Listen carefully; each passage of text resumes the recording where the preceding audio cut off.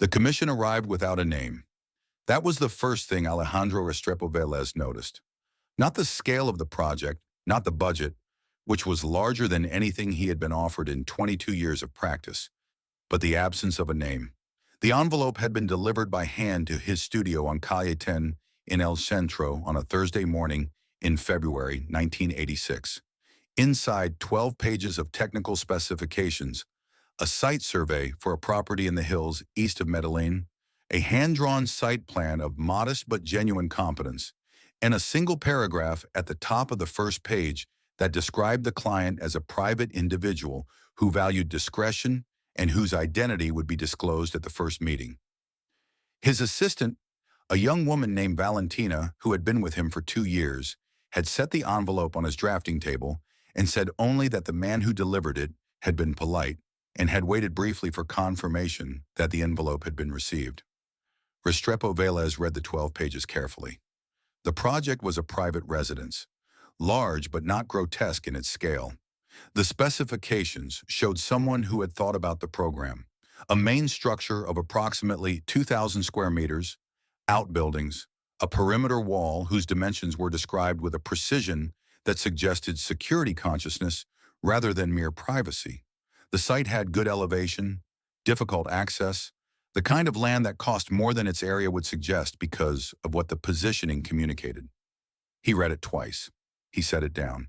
He was 52 years old that February, at the point in a career when a man has built enough to understand what he will and will not build. He had spent 22 years developing a practice grounded in a specific conviction, that architecture was not the service of whoever could pay for it, but the negotiation between a brief and a place, between what a client wanted and what the land, the light, and the city around them actually called for. He had turned down commissions before, not often but cleanly without extensive explanation, on the grounds that the project or the client was not one he could work with honestly. He picked up the telephone and called the number on the cover page. A man answered. Not the client, an intermediary, calm and businesslike, who said that the client was looking forward to a meeting and that a time could be arranged at Restrepo Velez's convenience. Who is the client? Restrepo Velez asked. There was a brief pause. The intermediary gave a name. Restrepo Velez said, "No." The intermediary said he understood, and the call ended. Restrepo Velez set the phone down and looked at the 12 pages on his drafting table for a moment. Then he put them back in the envelope, sealed it, and asked Valentina to return it by messenger to the address on the cover page. He went back to work. He did not discuss the commission with anyone. Not with his partner, not with his wife, not with the colleagues he met for coffee on Friday mornings at the cafe on Avenida El Poblado. There was nothing to discuss in his view. A commission had arrived. He had declined it. The practice continued. The building opened in the spring of 1988. Restrepo Velez learned about it the way he learned about most significant new construction in Medellin, through a colleague who had driven past the site and mentioned it at one of the Friday morning meetings. The colleague described it as substantial, well-positioned, better than expected given who was said to have commissioned it. He named the architect, a man from Bogota named Fuentes who had done competent commercial work and a few private residences and was not someone Restrepo Velez knew well or thought about often. Restrepo Velez said nothing about the envelope from 1986. He filed the information away and returned to the project he was working on, a cultural center for a municipality in the Antioquia countryside, a commission he had accepted specifically because of the quality of the site and the seriousness of the municipal committee. 3 weeks after the Friday morning conversation, a client took him to see a property near the building in question, and they drove past it on the way back. Restrepo Velez looked at the structure from the car window without comment. It was, as his colleague had said, substantial. The perimeter wall he had read about in the specifications was there, its dimensions consistent with what the 12 pages had described. The main structure rose behind it, stone and rendered concrete, good proportions, neither inspired nor embarrassing. The work of a competent architect who had executed a brief without adding much of his own. He registered all of this through the car window in the 10 seconds it took to drive past and said nothing and thought nothing further about it. He went back 2 weeks later, alone on a Sunday morning in his own car. He could not have explained precisely why. The building had not been troubling him. He had not been thinking about it at night or returning to it in the spaces of his working day. But on that Sunday morning, he had woken at 6 and made coffee and stood at the kitchen window of his apartment looking at the hills to the east. And something had moved in him that he could not name, and by 8 o'clock he was in the car. He parked on the road above the property and walked down to a point where the full facade of the main structure was visible across the perimeter wall. It was a clear morning. The light was coming from the east, raking across the stonework at an angle that showed the surface texture in detail. He stood there for a long time. The facade was organized around a series of window openings set into the stone at irregular intervals. Not randomly, but according to a rhythm that governed the spacing and proportion of the voids against the solid. It was a specific rhythm, not common, not something that emerged naturally from the standard vocabulary of residential construction in Colombia in the 1980s. It was his rhythm, not loosely.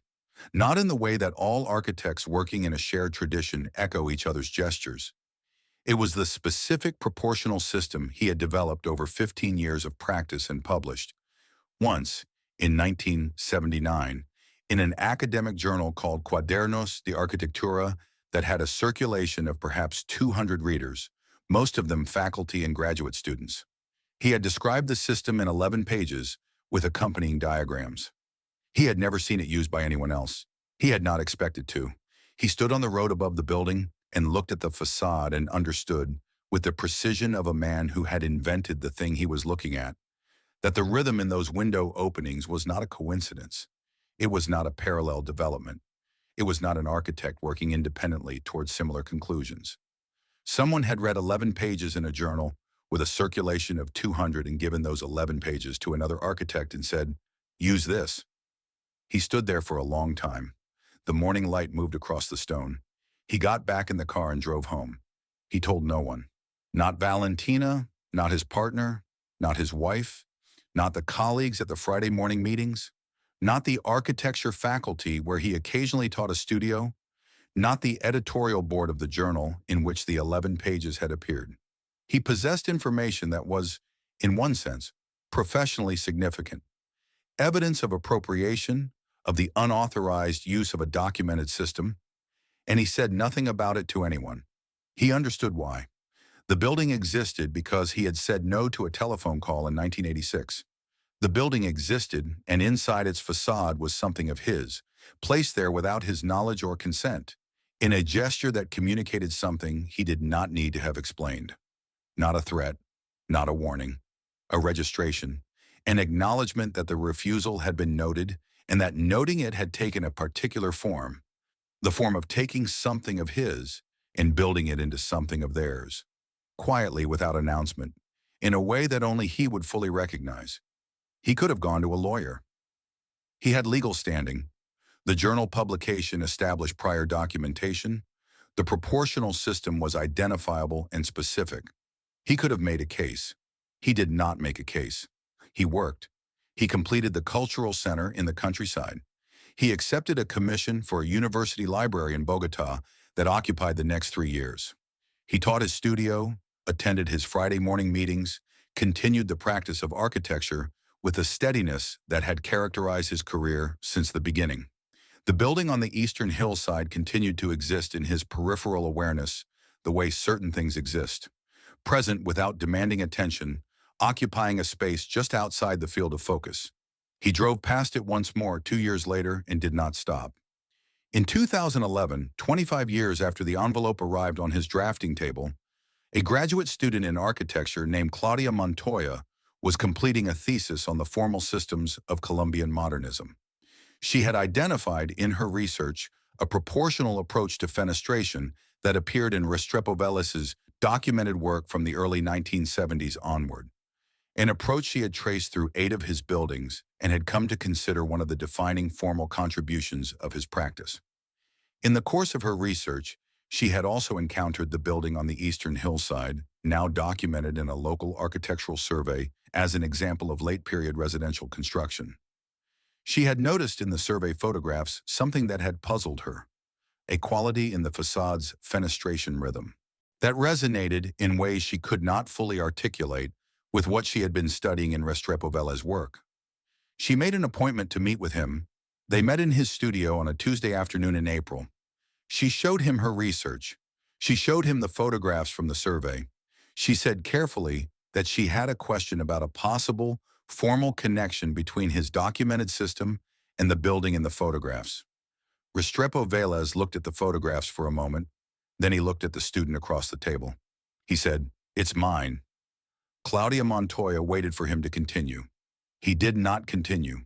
He looked at the photographs for another moment, then set them down on the table between them and thanked her for the quality of her research.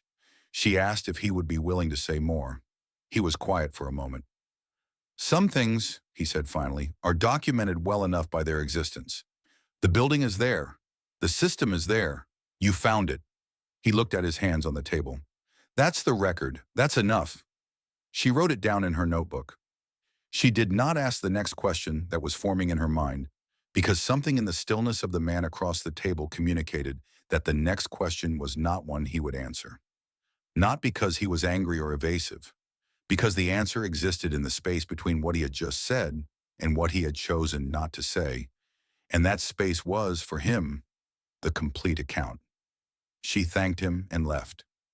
Restrepo Velez remained at the drafting table after she was gone. The afternoon light came through the north window of the studio. The same north window it had come through for 25 years. The same quality of light he had organized the studio around when he first took the space. Indirect and even and without shadow. Outside, Medellin moved through its ordinary afternoon. The building on the eastern hillside stood where it had always stood, its facade catching the late light, the rhythm of its windows belonging to a system that had been invented in this room and taken elsewhere, and built into stone, without permission and without apology. He had said no in 1986. The building had been built anyway, and something of his was in it, and always would be. He had never decided how to carry that. He had simply carried it, the way you carry the things that have no resolution available. Not as a wound, not as a victory, but as a fact. A permanent feature of the record, present in the stone. There is a form of power that does not operate through force or fear, but through the demonstration of reach. Through the quiet proof that the boundary a man draws around himself is not in fact a boundary, that the space he believes he controls extends only as far as the spaces he cannot see, and in those unseen spaces, things are already in motion. Restrepo Velez had drawn a boundary in 1986 with a single word on a telephone call. He had believed the boundary was clear. He had believed that clarity was sufficient, that a no delivered without equivocation was a no that would be received as such, and that its receipt would be the end of the matter. The building on the eastern hillside was the answer to that belief. Not violent, not personal, not even fully legible to anyone except the man who had invented the system in its walls. That was the specific quality of the answer. Its legibility was limited to its audience of one. No one else who stood in front of that facade and looked at those windows would understand what they were looking at. Only Restrepo Velez would see his own work looking back at him, placed there without permission in a structure he had refused to design, permanent and inarguable and entirely, precisely his. He had refused to build. Something of his had been built anyway. That was not a coincidence. That was a sentence, written in stone, addressed to one reader, delivered without a signature, requiring no response and receiving none. The studio on Calle 10 continued. The practice continued. The buildings accumulated. The cultural center, the library, the houses and institutional structures that made up the body of a career conducted with integrity and without compromise. The north light came through the window every afternoon. The drafting table held the work of whatever came next, and on the eastern hillside, in a building he had never entered and would never enter, the rhythm of his windows stood in the stone and said what it had always been saying, quietly, to no one and to him.